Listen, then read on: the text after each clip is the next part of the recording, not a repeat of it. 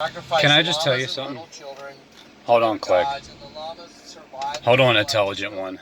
I want to talk about your brother for a minute. YG.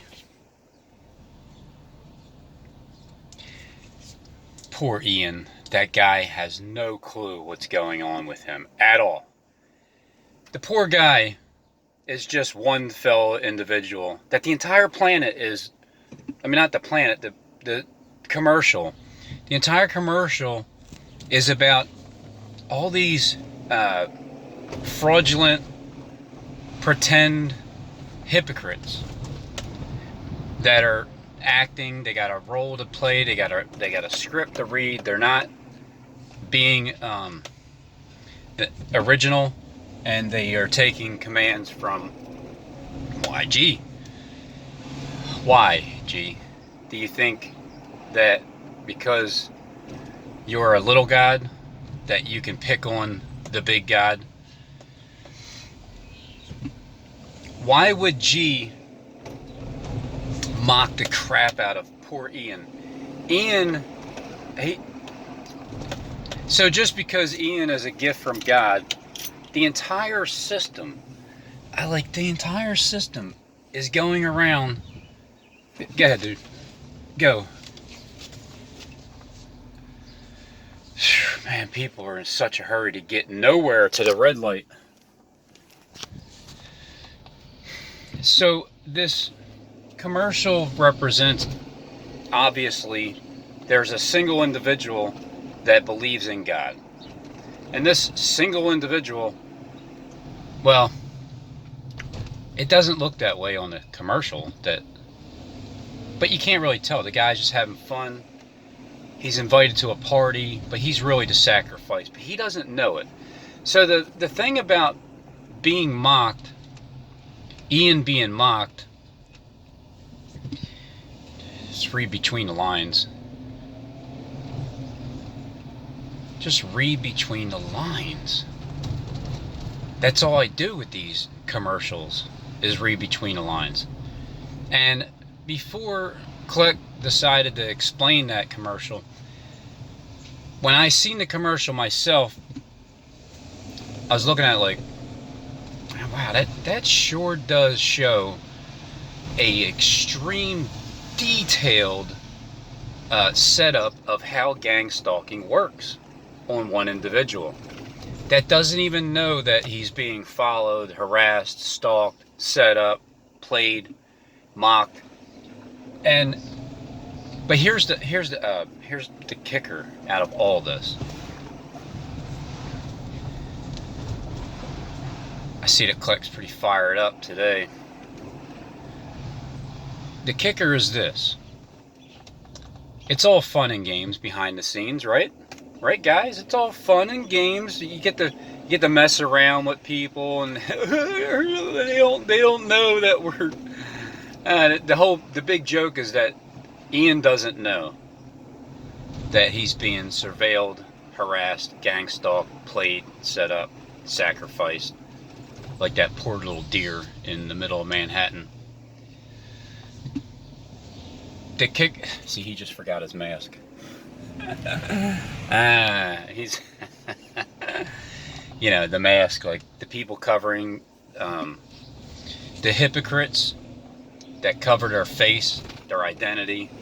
Not that people, I'm not talking about you regular people that probably don't know what I'm saying. I'm talking about the people that are behind the scenes with such, I've always thought this. All the effort and time that you spend surveilling and gang stalking and harassing one individual. And there's so much going on behind the scenes that individual that has no idea about. Until that individual wakes up and can see it all. Then, once that part happens, and everything turns completely upside down and right side up. After that conscience shift takes place to the one in charge, to the brother of the intelligent one as well. When the intelligent one can see it and wakes up, and then when the brother of the intelligent one wakes up, slowly, not all fully on board, then the joke is on everybody else. Everybody else. I'm talking about every single fake person that was pretending to be somebody else that isn't. The joke's on you. Because Ian woke up. Ian can see it now. Ian's not being played. Although you won't see it that way until the shift change. Like you work your 8-hour shift, you work your 8 hours. When you're finished your 8 hours, a new shift comes in and takes your place. This time around, this shift is permanent. Well, at least for the next 1,000 years it's permanent, because you've had your 1,000 years. Time's up. When Christ died, as soon as he died, his spirit reigned on for the next 1,000 years. Then somewhere in between it, Satan started to take over again, and then there's that shift, and then it's going downhill for the next 1,000 years.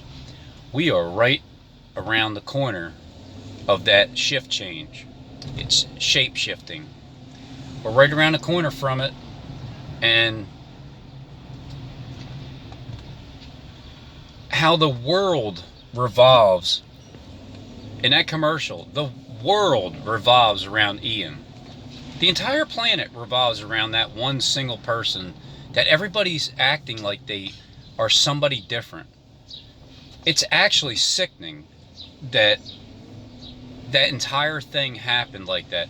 But then you take the sickening part and then you turn it into a blessing. You got to take the sickness, change it. Because the blessing is, wow, everybody was revolved around that one person, and that one person spoke up and said a bunch of things and then changed the hearts of individuals. And then the people that were, all the flunkies that worked below and underneath of the brother and the intelligent one, the tables have turned, and now the joke's on you. Not at this exact moment. You don't see the joke just yet because you're still looking at Ian as a joke. But the joke's on you, because how the hell can one person figure all of yous out?